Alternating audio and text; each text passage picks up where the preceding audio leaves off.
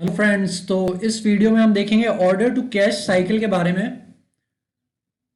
तो order to cash cycle को ही हम इनवॉइस टू कैश भी बोलते हैं। तो इसको यहाँ पे दो नामों से जाना जाएगा, order to cash O to C और invoice to cash I to सी।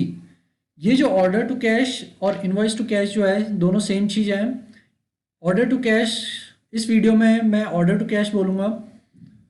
तो ये ऑर्डर टू कैश साइकिल जो है यहाँ पे 6 पार्ट्स में डिवाइड होती है। मैंने यहाँ पे प्रोसेस फ्लो लिखा है।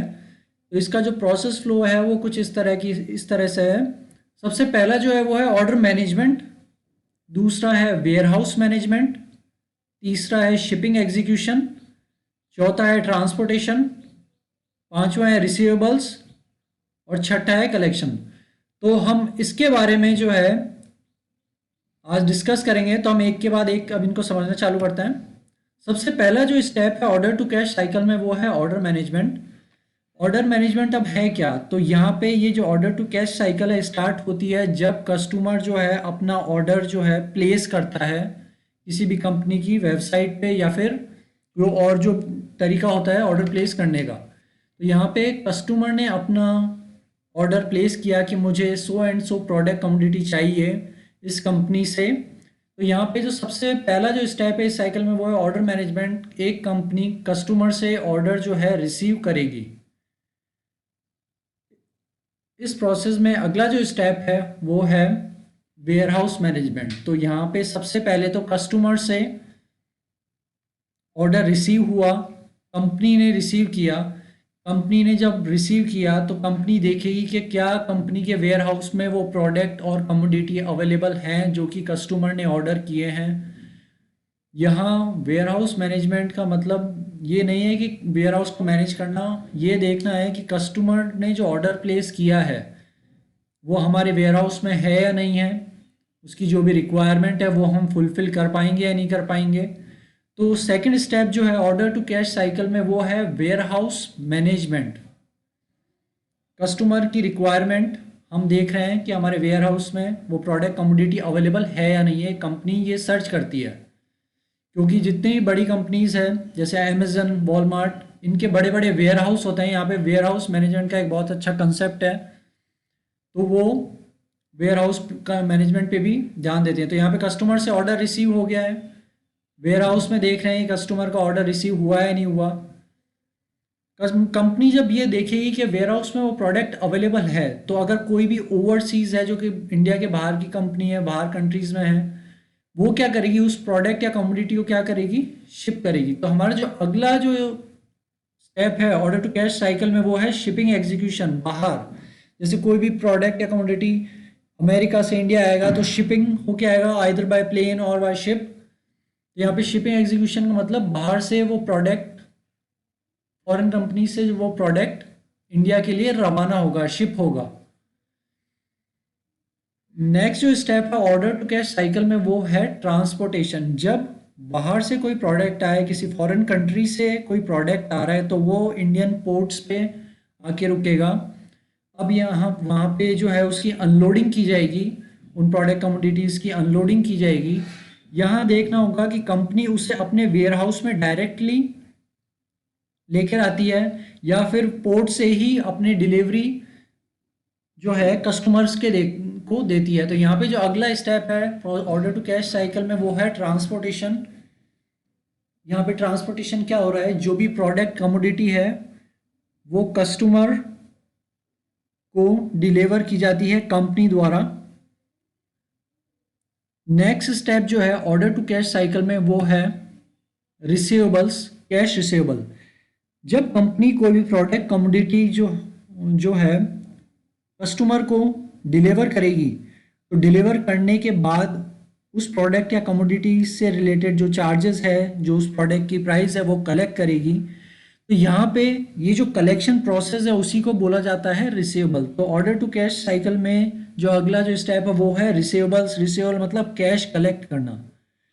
तो अब यहाँ पे कैश कलेक्शन को अलग अलग मोड्स में डिवाइडेड किया गया है। जैसे कि अलग अलग मोड्स हैं, जैसे कि पहला जो है वो कैश है, दूसरा है सीओडी, कैश ऑन डिलीवरी, तीसरा है ईएफटी इलेक्ट्रॉनिक फंड ट्रांसफ़र, चौथा है चेक, पांचवा है इंटरनेट बैंकिंग और छठा जो है वो क्या है, वायर है। तो यहाँ पे हम देखते हैं कैश सबको पता है, कैश में पेमेंट करना, सीओडी मतलब कैश ऑन डिलीवरी,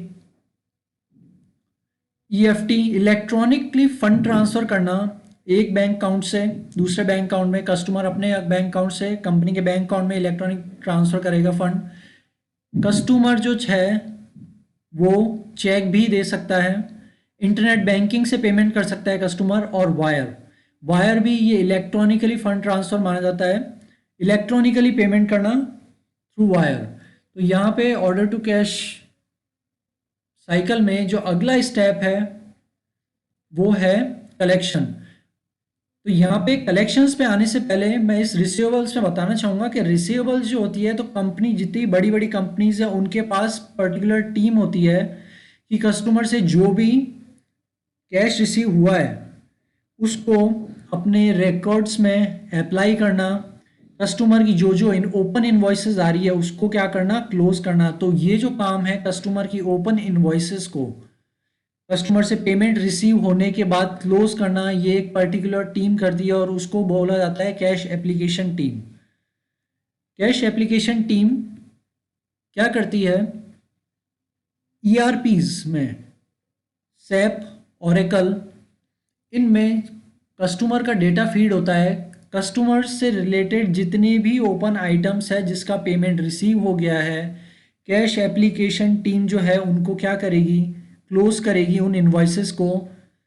मतलब जो भी पेमेंट आया और इन्वॉइस जिन इन्वॉइसेस के लिए आया वो ईआरपीज में क्या कर देंगे, क्लोज कर देंगे कि we have received the payment from the customer. और जो ओपन इन्वॉइसेस है वो ईआरपीज में ही शो होती रहेगी कि इस कस्टमर की इतनी इन्वॉइसेस ओपन है। तो ये जो काम होता है इन पेमेंट को इन्वॉइस से अप्लाई करना, ये किया जाता है कैश एप्लीकेशन के द्वारा। अब ऑर्डर टू कैश साइकिल में जो अगला स्टेप है वो है कलेक्शंस का। यहाँ पे कलेक्शंस का जो स्टेप है वो तभी चालू होता है जब कैश एप्लीकेशन जो टीम है, यानी जो रिसीवेबल टीम है, वो डिटेल्स देगी कलेक्शंस को कि हमने इन कस्टमर का के रिगार्डिंग इन इनवॉइसेस पे पेमेंट रिसीव नहीं किया है। तो वो ये कलेक्शन टीम का काम क्या है, कलेक्शन टीम जो है कॉल करेगी कस्टमर को कि sir we have you have the open invoices left in our ERPs for such and such product, we want the payment for this। हमें इन ओपन इन्वॉइसेस के लिए पेमेंट चाहिए, आप बताइए कब करेंगे। आप किसी भी मोड्स को यूज़ में ले सकते हैं। जैसे 100 कस्टमर है, 100 में से 95 का पेमेंट कैश एप्लीकेशन टीम ने रिसीव कर लिया पिछले स्टेप में, पर अभी भी 5 कस्टमर का जो डेटा है वो कलेक्शन टीम के पास आएगा। कलेक्शन टीम उन पे कॉल करेगी और बोलेगी कि इन इन्वॉइसेस का पेमेंट आप कब कर रहे हैं। कलेक्शन टीम जो है कस्टमर की पेमेंट टर्म्स भी देखेगी कि क्या ये कस्टमर की पेमेंट टर्म्स है, क्या ये जो क्या पेमेंट टर्म्स है, क्या ये कस्टमर जो है कुछ ऐसी पेमेंट टर्म्स है कि 90 डेज 60 डेज पेमेंट टर्म की, एक 2 महीने के बाद पेमेंट करेगा, 3 महीने के बाद पेमेंट करेगा, अर्ली पेमेंट का क्या कोई कंसेप्ट है। तो ये जो कलेक्शन टीम है वो उन कस्टमर्स को कॉल करेगी जिनका पेमेंट नहीं आया है। तो अब यहाँ पे 100 में से 5 कस्टमर को इन्होंने कॉल किया कलेक्शन टीम ने। अब इसके बाद कुछ ऐसे कस्टमर होंगे जो कि कलेक्शंस की कॉल आने के बाद पेमेंट कर देंगे। तो सपोज 5 कस्टमर को कॉल किया कलेक्शन टीम ने और उनमें से 3 कस्टमर्स जो है पेमेंट कर देते हैं। तो पेमेंट कहाँ करेंगे, कस्टमर के ये कंपनी के बैंक अकाउंट पे। तो अगला जो स्टेप है ऑर्डर टू कैश साइकिल में वो है deposit to bank account on collection call. Collection जैसे ही कॉल करेगी कि आपको ओपन इनवॉइसेस के लिए क्या करना है, पेमेंट करना है, कस्टमर जो है कंपनी के बैंक अकाउंट में क्या कर देगा, पेमेंट करेगा। तो यहाँ पे 7th स्टेप पे हमारी जो ये ऑर्डर टू कैश साइकिल है ख़त्म होती है।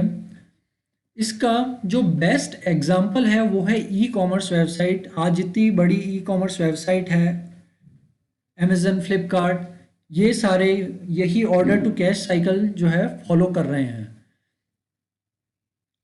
अब यहाँ पे ऑर्डर टू कैश साइकिल या इनवॉइस टू कैश, कई बार ऑर्डर टू कैश को इनवॉइस टू कैश भी बोलते हैं, ये कंपनी टू कंपनी डिपेंड करती है कि ऑर्डर टू कैश बोलते हैं या इनवॉइस टू कैश बोलते हैं, पर दोनों का जो मतलब है वो सेम ही है। तो ये वीडियो था ऑर्डर टू कैश साइकिल के बारे में। Thank you very much.